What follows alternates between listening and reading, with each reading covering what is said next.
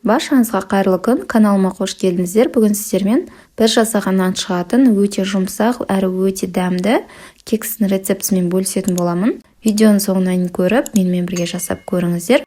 Каналымнан басқа да қызықты рецепттерді көре аласыздар. Каналды жоғалтып алмас үшін тіркеліп алуды ұмытпаңыздар.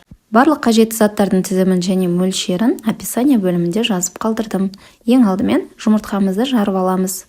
Үстінен шекерімізді салып, барлығын миксердің көмегімен жақсылап араластырамыз. Шамамен 3 минуттың көлемінде қантымыз ерігенше жақсылап араластырып алдық. Енді үстінен ерітілген сары майымызды құямыз.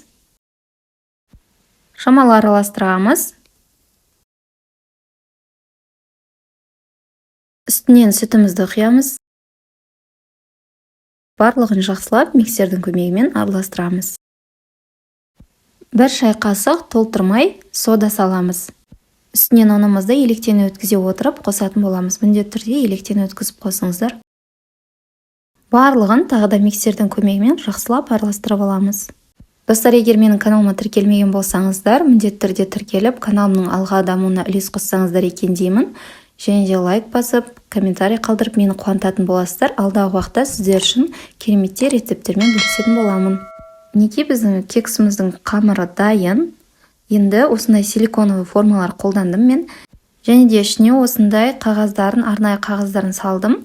Қағаздарын салу міндетті емес, жай ғана осындай силиконовый формаларға салып, противеньге салып пісіре берсеңіздер болады.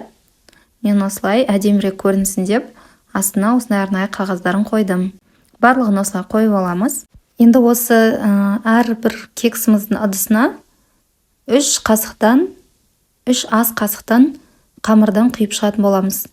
Қалауыңызша осы жерде 2 ас қасықтан кейін ортасына салмасын салып, салмасына жаңағыдай вареная сгущенка, шоколад, кез келген зат салуға болады.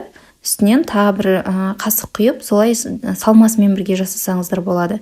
Мен ондай жасамадым. Мен жай ғана бүгін ең оңай, ең жеңіл түрін қолдандым. Жай ғана осылай өзін жасасаңызда өте дәмді, керемет болып шығады. Барлығын құйып дайындап алғаннан кейін 180 градус қызып тұрған пеште 30 минут шамасында пісіріп алатын боламыз. Піспегендігін ағаш таяқшамен тексерсеңіз болады. Таяқша құрақ болса, онда кексіңіз пісті деген сөз. Мінекей біздің кекстеріміз осымен дайын, өте керемет, өте дәмді, бір келкі болып пісіп шығады. Міндетті түрде дәл осы рецептпен жасап көріңіздер. Іші жұмсақ, сырты осындай кереметтей болып шығатын. Осындай кекстерді жағдайында жасап жүріңіздер. Сіздерге видео рецепт ұнады деген ойдамын. Сіздермен болған арайлым. Баршаңызға рахмет.